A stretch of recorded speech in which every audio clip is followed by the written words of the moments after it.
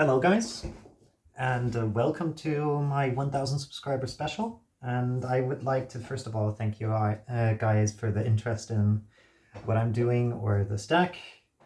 And I'm happy to see that there are so many more players than just me that are interested in learning what Dogmatika does and playing it and maybe mastering it to a level that you can take it to a regional or even a YCS and maybe top with it. And maybe we can see once in a blue moon, an actual top 64 or top 32 of this deck, because the power is still there.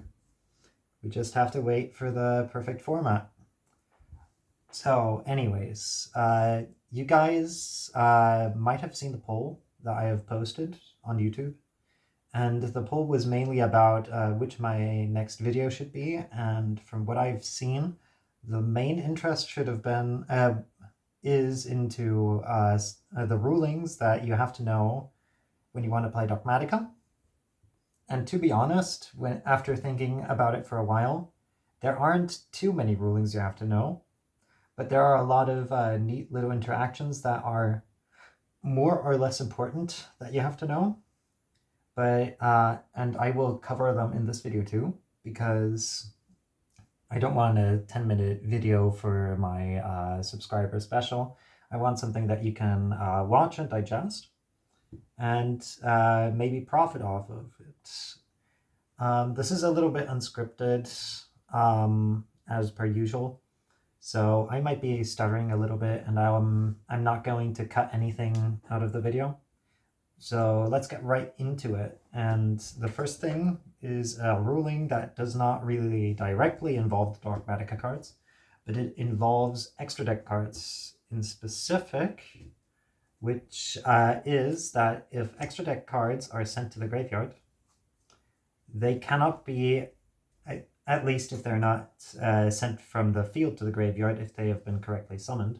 If they have not been correctly summoned and sent to the graveyard, for example, by the effect of Dogmatika Maximus or Dogmatika Alboa, your opponent is not allowed to summon them in any way except for Fusion, Synchro, XYZ, Link summon, or Ritual summon, if you somehow sent a Ritual monster. Because all these cards have an innate ruling that says that they first have to be properly summoned, which includes their specific summoning condition. That's also why, if you remember back in TOS format, you were not allowed to reborn a Thunder Dragon Colossus that was summoned off of its condition, rather than by a fusion summon, via like the effects of Thunder Dragonhawk. So remember this, and every time your opponent tries to reborn it, tell them they cannot, and tell them that they misplayed, because that is usually one of the great avenues where you have an advantage over your opponent, because a lot of people actually do not know this ruling. Like, every time I go to a new locals, I have to deal with this ruling at least 2 times, because people just don't know it. And even at regionals or YCS level events, people just think they can revive their Ragnarika cards because I sent them there. Or their Telements Kaleido Heart.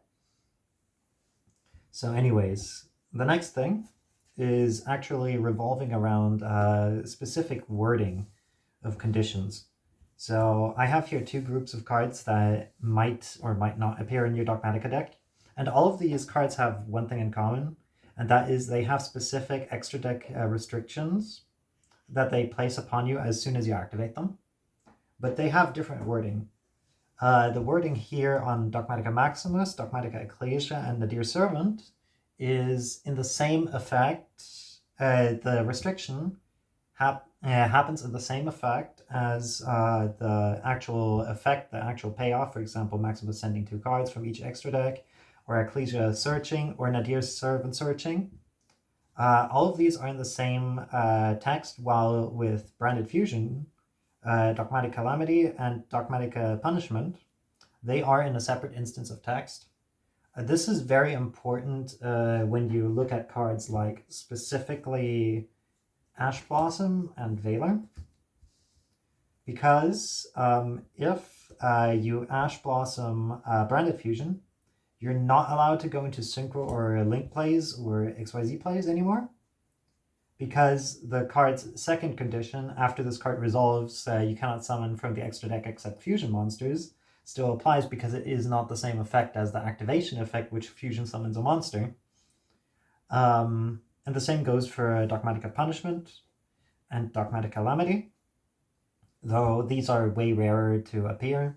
But if your opponent, like Hot Red Dragon Archfiend, abysses those cards or disarrays them, or you play accidentally in an imperm column, these still will apply their restrictions. While, for example, with Nadir Servant, it does not. The second thing is something that you can do as a technical play, because if you know that your opponent is tempted to negate a Nadir Servant, you can, if you open Nadir Servant and, for example, Branded Fusion or let's say Asteria, you can technically directly shotgun the Nadir Servant. And if your opponent negates it, you're right afterwards allowed to use Branded Fusion, because no matter how it was negated, your opponent did not lock you out of the extra deck by doing so. The same goes for Ecclesia's Search Effect. And that is a way how you can technically mind game your opponent to negate the wrong card while you need, for example, Branded Fusion to resolve because your opponent has a monster that you can only get rid of via Mirror Jade. Or if you need a Stellar to resolve to summon Silvera and do some funny stuff with her. So that is something really important that you have to know. Okay, so that is the two big major rulings regarding the Dogmatica cards that you will really have to know, because if you do not know this extra deck ruling, and if you do not know this restriction, the typing of the restrictions, you're not going to be able to decide the most optimal play at every time possible. And therefore, those two rulings are the most important that you have to know. The next thing that I want to talk about is regarding Dogmatica Ashian. And now we get more into the plays that you can do. If you open a Dear Servant, and for example, you're facing an Appaloosa, or let's say a Drytron DA Dragoness with 2 negates, what you can do is activate Nadir Servant, searching Ashian, and sending a 2000 plus attack monster. Usually that is either Malong or Entos. So you can search this and send these, and then you can, on a new chainlink 1 the Golden Cloud Beast or Entos, and chainlink 2 the Ashian to chain block these two cards, one of these two cards, and therefore guarantee that it resolves, and therefore a Nadir Servant, if you have enough engine to still play afterwards, can solo an Appaloosa with 4 negates or a billion negates, simply because of the ability to chain block one of the sends off of Ashian, which makes this card really important. In addition, what you also have to know is if you start a game and you open this combination of cards, this is very specific, but it has come up in major tournaments for me, like I think 2 or 3 times, that you open this combination of 2 cards. What you can do is you wait for your opponent to send an extra deck monster to the graveyard. Then you drop Dogmatica Ashian on their turn. They will not think too much about it. And then you can technically later in their combo interrupt them by summoning Dogmatica Fleur-de-Lis. And this is like a pseudo hand trap combo if you really need it in a pinch. For example, if you're playing against some kind of FTK deck and you draw this combination of cards, you can maybe interrupt the FTK even if you don't draw like an imperm or something. So this is really important to know. Next thing I want to cover is revolving around White Knight of Dogmatika. And specifically, first of all, how this card works. People always get it wrong again and again and again. So I really want to tell you how this actually resolves. So let's say you control a White Knight. Your opponent has an Ash Blossom in their hand, and you are activating Nadir Servant. So you're activating Chainlink 1 Nadir Servant. Your opponent is Chainlink 2ing Ash Blossom. What I see people do is Chainlink 3 White Knight, but that is illegal because this card is not a quick effect. So they Chainlink 2 Ash Blossom, they negate your Nadir Servant, and then on a new chain, Chainlink 1, you get to resolve White Knight of Dogmatika to send 2 cards from their from both extra decks to the graveyard. Very important that you know that. But the other thing is revolving its restriction. And this is more specific, and it's very valuable in specifically the White Forest deck. If there's an extra deck monster and White Knight on the field, and you have access to Fleur-de-Lis in your hand, what you can do is you can summon Fleur-de-Lis on your turn to then negate your own White Knight of Dogmatika. And then you're allowed to use the White Knight of Dogmatika, for example, for a Link summon, or a Synchro summon, or whatever summon you want to do, and therefore get rid of your summoning restriction for at least that turn. Very niche, but very relevant, especially if you're trying to go for an OTK, because this guy is pretty important when it comes towards OTKing your opponent. So yeah, better remember that. Next thing we're going to talk about is Alboa, and specifically how his effect works. So Alboa makes your opponent decide the effect that he resolves, which is very similar towards Evenly Matched. But the thing is, there's a difference between Evenly Matched and Alboa. Alboa still sends cards for card effect, meanwhile Evenly Matched does not send those cards for card effect, but it's rather forcing the player to do an action that is not a card effect to banish stuff face down. So Alboa, if your opponent decides to send cards from their deck, from their hand or extra deck to the graveyard, it can still trigger effects that say they get triggered when they are sent to the graveyard by a card effect. So do remember that. But what it does not trigger is it does not trigger cards that say if it's sent to the graveyard by an opponent's card effect. So definitely realize the difference there. And again, the extra deck ruling is super important when it comes to Dogmatika Alboa. So definitely keep in mind that your opponent cannot reborn cards that they send off of Alboa.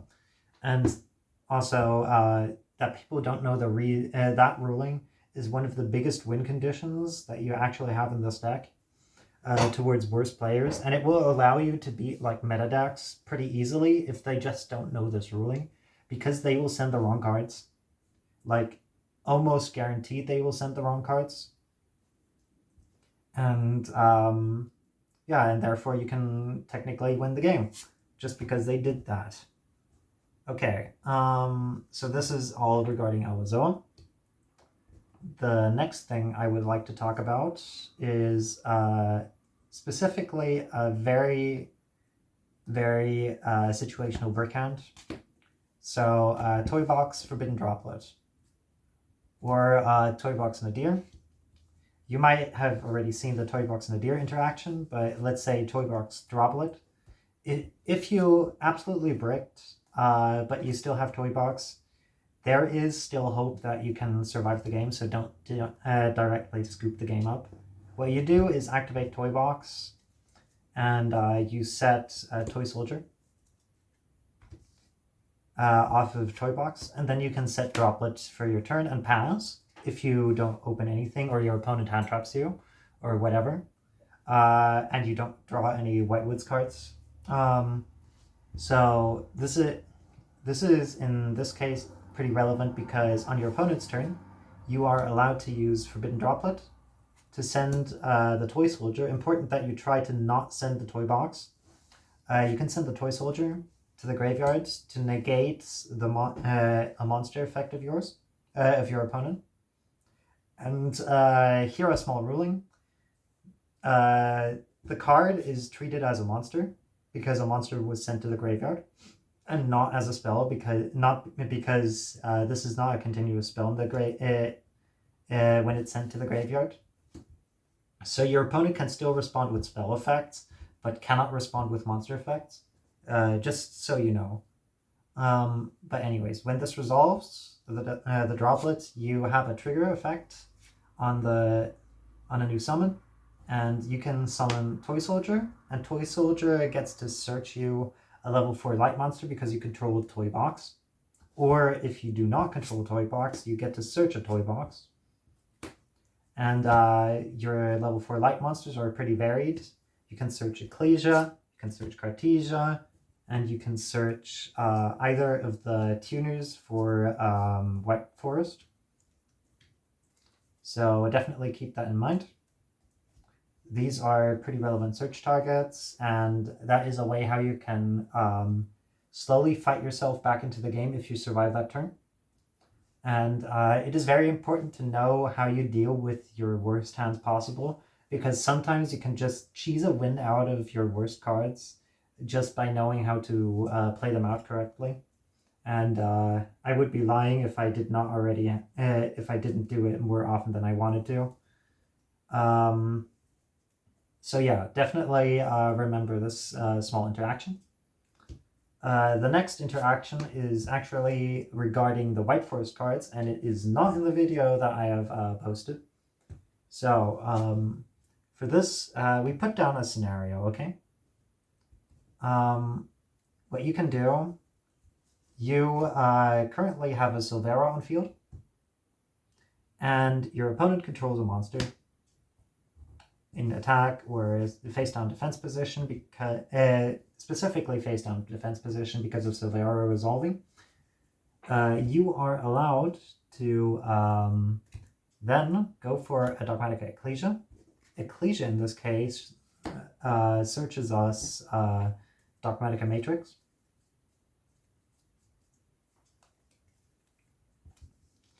Then you can activate Dogmatika Matrix to search yourself the Dogmatika Calamity. And give me a moment. It's a little bit unsorted here. And yourself White Relic of Dogmatika.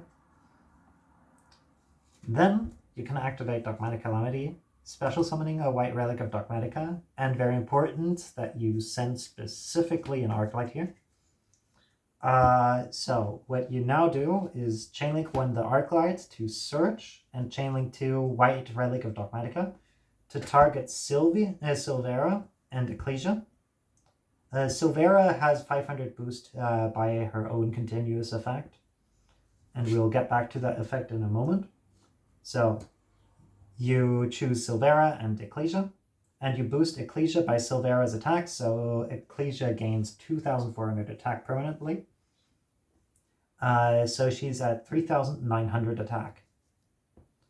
And your Arclight is going to search you Dogmatika Macabre. And then you can activate Dogmatika Matrix to send not an Arclight, but a Herald, but an Elder Entity Entos to your graveyard. So our graveyard currently looks like this, plus maybe some Whitewood cards in the graveyard. And then your Elder Entity Entos, and of course you searched Macabre via Arclight, as said. And then your Entos is going to target your White Relic and destroy it. Then you're activating Dogmatika Macabre, banishing the Arclight. You rather want to banish an Arclight than an Entos because you want to recycle the Entoses sometimes in Grand Games. You special summon back the White Relic of Dogmatika, and then again target the Ecclesia and the Silvera. And the important thing about it, this on-summon effect of White Relic is not once per turn. So you can resolve it usually 2 to 3 times, depending on how much ritual stuff you're playing per turn. In this variant, you would resolve it 2 times. So again, you can target with White Knight your boosted Ecclesia and your Silvera, and then you take the 3,900 attack and put them on top of Silvera. So Silvera is at 6,300 attack. And the funny part about this now is Silvera has an effect that causes all synchro spellcasters and illusion monsters to deal double piercing damage.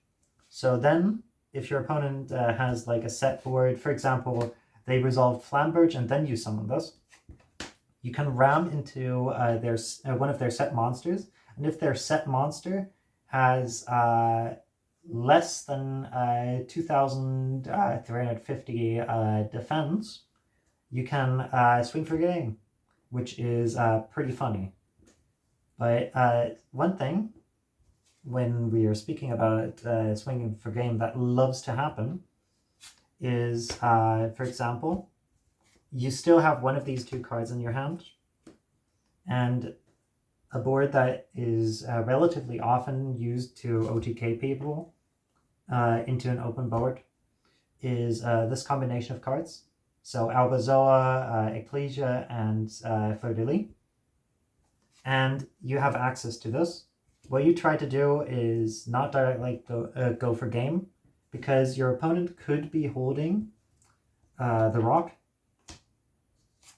And one thing you can do when they're holding the rock is you wait for it. Then you activate Matrix, or you try to get access to these cards in combination. And you then try, as soon as you have these 2 cards in combination, you're going to enter battle phase, or attempt to, and then you get rocked. So everything gets tributed, and you get like an 8,000 plus attack token. The next thing you will do is summon with Dogmatika Macabre your White Relic by banishing an extra deck monster from your graveyard. And then your White Relic is targeting your token and herself, and will boost her attack by the attack of the token. So in this case, White Relic would be at 8,500 attack. And that is a very common way how you OTK through specifically Nibiru. And this one also happens way too often because people just do not know that this exists. As much, it's pretty much because people don't know this deck exists. So yeah, this OTK is very relevant. And you usually use this setup where you have 8,000 damage and a White Relic in hand to bait that you can OTK, and then you actually OTK them with just a White Relic. So yeah, this is pretty damn relevant. Yeah, that pretty much covers almost everything that I can think of right now.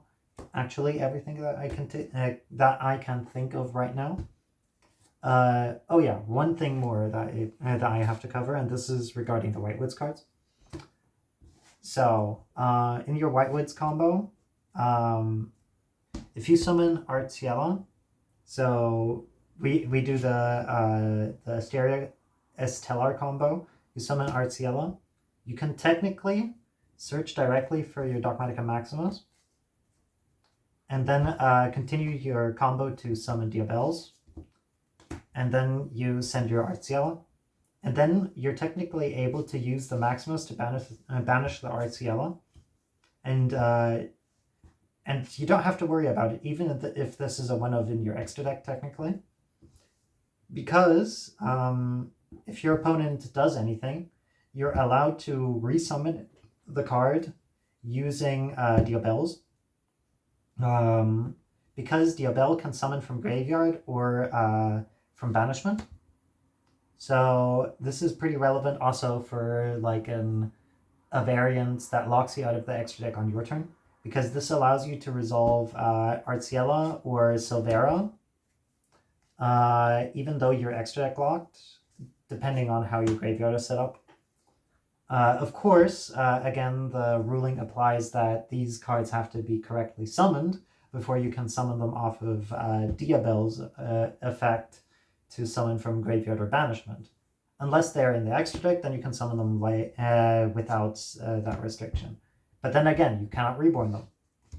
Keep that in mind. Very important. So, yeah, that is the last ruling that I can actually think of. Oh yeah, one more thing. I just realized one more thing. I put Caresia out for a good reason. So one thing that happens quite a bit is if you summon a Caresia, if you have a Caresia on your board, which is usually every end board ever where you do not get interrupted, the timing for a Caresia is very relevant because, for example, if your opponent is attempting to special summon a popular, what you can do is chain to the special summon effect of the popular or the special summon effect of Snake Eye Ash your Caresia to fusion her and one light monster into Granguino. And then you get on the new chain, your opponent gets your trigger effect, his trigger effects. But after his onto his trigger effects, you chain the first effect of Granguino to send your Malon, and then you can chain your second effect of Granguino to special summon yourself a Dogmatika monster from your deck, which usually is Ecclesia, and usually also searches you the White Knight. So in total, you get in one chain. This dodges Imperm. You get to send Malong. This even dodges Droplet because both are trigger effects. You get to send the Malong. You get to special summon the Ecclesia, and you get to search the Fleur-de-Lis on a new chain. All off of one card, just because you timed it correctly. So just keep that in mind. If your opponent saved Droplet for no reason whatsoever, that is definitely one of the plays you can do. So yeah, this is really important. And the final bonus is something regarding a card I currently do not own. If you know Gizmek Uka, that is a Gizmek monster with 2300 attack, 2300 defense, and you might have recognized the card off of the Hauka Fibrax Adamantipator format, because the card is a hand trap. You can special summon it when your opponent special summons from the deck, which currently very often happens regarding the Fiendsmith cards. And then you can target a card on your opponent's side and special summon from your deck one monster that has attack equaling defense and is the same attribute as the targeted monster. And funny enough, all the Fiendsmith cards are light monsters. So technically both Ecclesia and Caresia, as well as, and this is less relevant, Estelar and Elzet, all of those cards are targets for Gizmek Uka. So if you want to side Gizmek Uka, you can technically summon Caresia, and if you control any light monster in your hand, if you own any light monster in your hand, you then can do the same Caresia play on your opponent's turn 0, just by opening Gizmek Uka plus any light monster. So you get 2 interruptions off of 1 hand trap and 1 generic cost.